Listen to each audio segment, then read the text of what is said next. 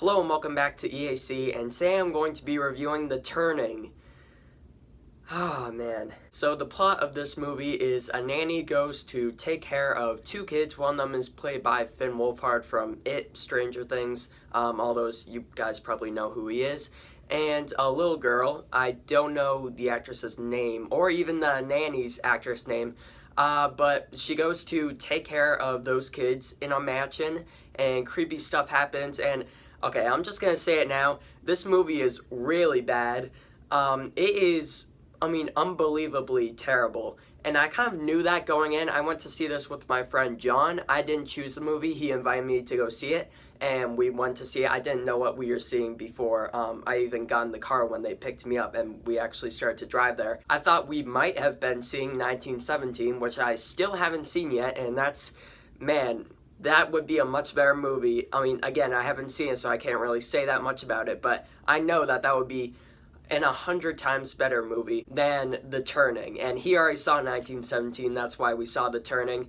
And yeah, this movie is really, really, really horribly bad. And also, if you can't already tell, I am kind of sick. My voice sounds probably really bad right now. In my head, it sounds different and like stuffed up. So I'm sorry about that, but I just needed to let the anger out on this movie because The Turning is one of the worst movies I've ever seen. And I usually stay away from January releases because that's the place where movies go to die. And I don't really know what most January movies are like because, again, I kind of stay away from them. But yeah, I saw this one, and now I know exactly why I stay away from January releases.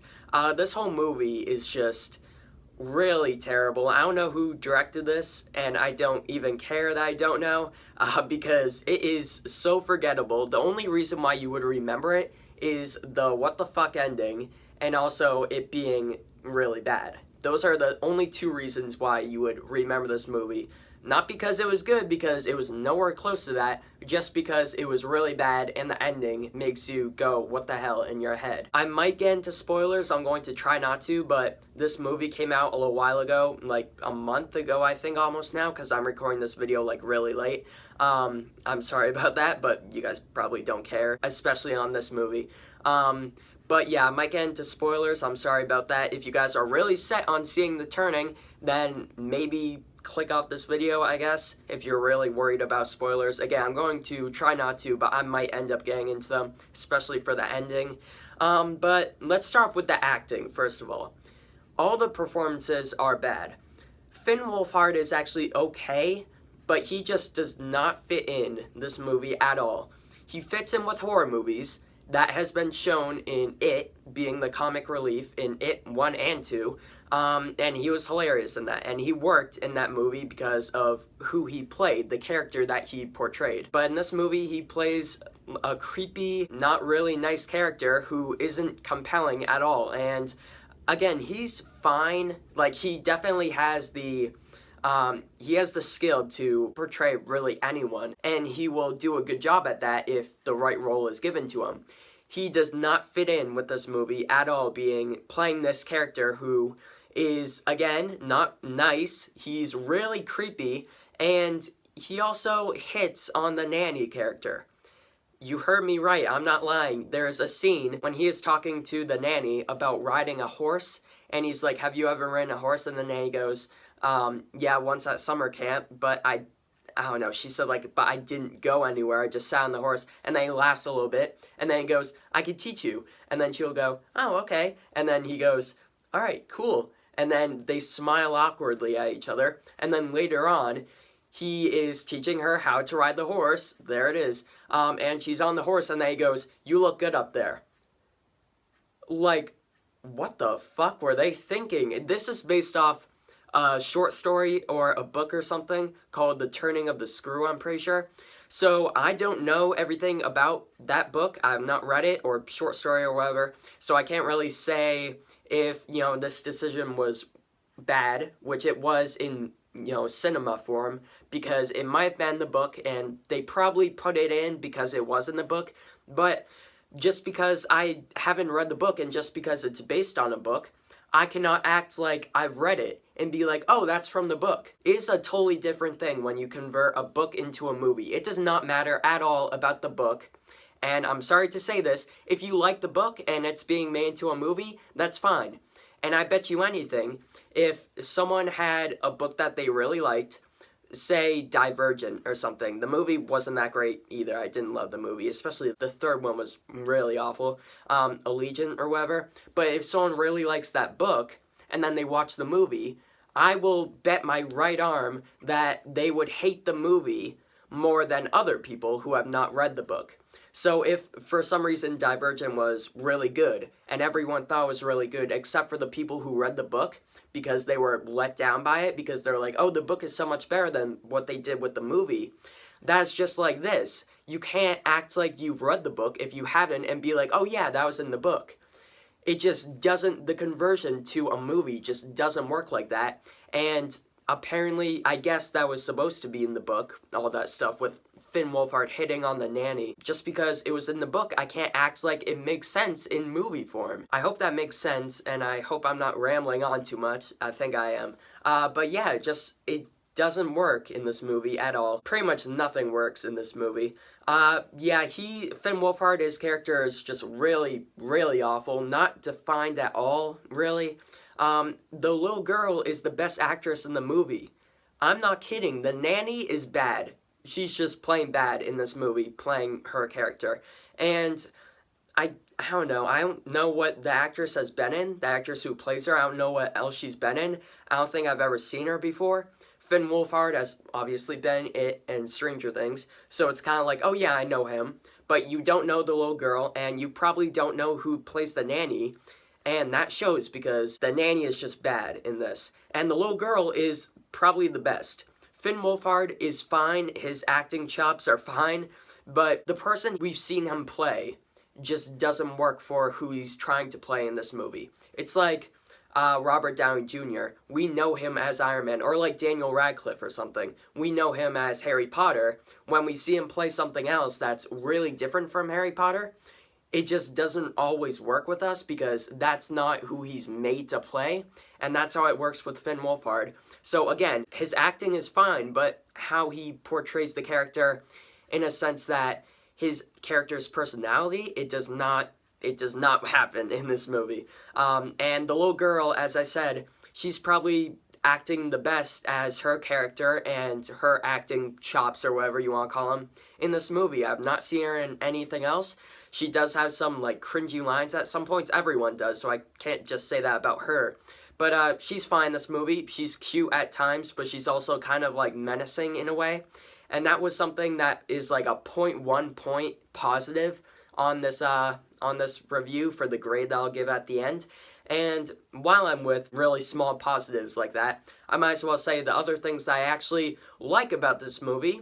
I know that's kind of rare for The Turning, but the things that I do like, kinda, are the color palette in this movie. It's a really gray, brown, dark, dull-colored movie, but a lot of the times the characters wear red, and that really stands out. There's one scene when the nanny and the little girl are down by a koi pond or something like that, and they're, looking into the koi pond or whatever, and they're sitting next to each other, and we have the shot of those two characters both wearing just really pronounced red, and then everything around them is a dull color. I like that. I like that part of the movie. I like the colors in this movie overall, I guess I could say.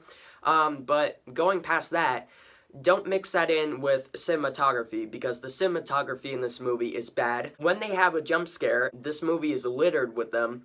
They have like 3 cuts. There are multiple times in this movie when the nanny is looking into a reflection and then she sees something in the reflection or in a mirror or something, and then she turns around complete with her screaming and a jump scare noise, and then there are at least 3 cuts going from like in front of her, behind her, to the side of her turning around, and more. And it's just a really awful way to film a movie. I cannot believe that movies like this still get made even, because I feel like people will have learned from them. Directors will have learned from other people and other movies that hadn't worked in the past, and they would not do that again. But The Turning does that, and it's really, really, really bad. And also, I kind of trailed off with my positives for this movie. I do this because, I mean, I could easily give this movie a 0 out of 0, or a 0 out of 10, geez. I have zeros in my head because of how bad this was.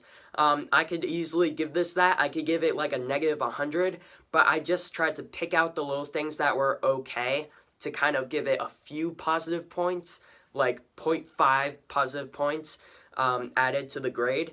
And yeah, the color palette, it's good. I like it. It's fine with this movie. It's good to look at, I guess. But the cinematography is bad. The way it's filmed is bad. But the other good thing that I like is that there are some entertaining ideas throughout the course of the movie. A lot of times they do not go through with it though. And that is the problem with it.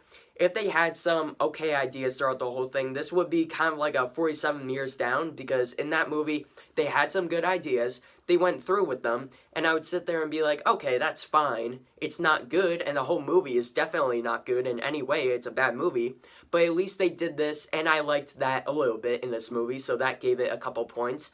But in this movie, they start to do something, it seems like it could be a good idea, and then they go back on it. And they just abandon the idea, and it's like, you were doing good, you were having something right there, and then you just abandoned it, and it just, you know, that's like a 0.5 worth of a point, because it would be like maybe a 1 or 1.5, because it's like there are some good parts of the movie, but they have entertaining ideas, but a lot of times they start with them, but then they don't finish with them. And that was kind of a problem, but also a little bit of a positive in there. I found the tiniest little positive with that, and yeah, that will be bumping this grade up a tiny little bit. I mean, as much as it can, because again, this movie is really terrible. I want to get to the ending of the movie. So this is where spoilers might come out, and I think I'm just gonna say it now, spoiler warning. For anyone who hasn't seen the movie and really wants to for some reason, if you read the book, you might want to see this, but I recommend not seeing it. Don't waste your money on it. But in the end, well, first of all, we have this older woman who takes care of the kids with the nanny. So there's the nanny, there's the 2 kids, and then there's an older woman who is in the house caretaking for the kids as well as the nanny. And in the end, she gets thrown over a balcony by a ghost who has this really weird CGI like filter around him to make him like, it was like he would move, but and then we would see the same thing of him moving again, like it was delayed, but we saw it again, so it was just a blurry mess that didn't look good, and he was supposed to be a ghost. And there's a bit of a backstory behind him that goes nowhere, as well as, you know, that could have been kind of an entertaining idea, a tiny little one, but, and then they just don't go with it, and that all has to do with the ending that I'll get to in a minute. But she gets thrown over the balcony, the old lady, by that ghost, and then the ghost goes on the chase for the nanny. The nanny takes the 2 kids, and they drive away, out of the property, away from everything. They think that they're safe, but and then we cut to the nanny with her mom, who was introduced at the beginning of the movie and kind of popped in here and there. And she's like crazy, she's in a mental asylum or something like that, and she draws weird pictures. But in the end of the movie, it cuts randomly to the nanny who is looking at her mom from behind. So her mom is turned away from the camera. You can't see her face. And it's like it's intentionally trying to not see her face. Because when she turns around to look at the nanny, who is her daughter, it cuts to the other side of her. The mystery here is that we've already seen her face. So is there something like wrong with her face that's just messed up right now? Like, did she do something? But and then she turns around, we can't see her face, but we see the nanny's face. So it's like if I was turned around right now and then someone was back there looking at me and the camera's where you guys are right now, it was like that. And the nanny looks at her, and then I'm pretty sure she screams, and then right after that, the movie ends. And it cuts to the credits with a human hand crawling on a wall, and it's not even like it's only a hand, like you could see the arm, and it's just going along the wall like this, while the credits play in front of it with some creepy, I guess, music.